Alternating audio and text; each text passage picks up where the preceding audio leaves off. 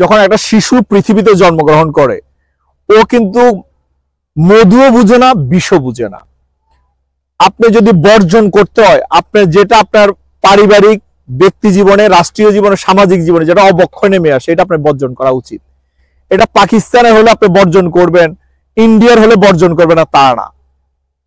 আজকে আমি মূলে যে কথাটা বলি, ইন্ডিয়া কখনোই আমাদের বাংলাদেশের ভালো কিছু চায় না, একেবারে। এটা 1971 সাল থেকেই।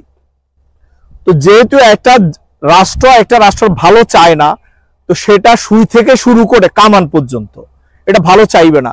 সংস্কৃতির যে ধারাবাহিকতা, এখন ওদের রাষ্ট্রীয় যে নীতিমালা, রাষ্ট্রীয় যে উপাসনা, এটা সংস্কৃতি আর মুসলমানের সংস্কৃতি টোটালি ডিফারেন্ট। তো এই জায়গা থেকে আপনি যদি হিন্দুদের সংস্কৃতির সাথে মুসলমানের সংস্কৃতি আপনি মিলাতে যান, এটাই তো মিলবে না। পাকিস্তান মুসলমান কান্ট্রি, আমরা মুসলমান।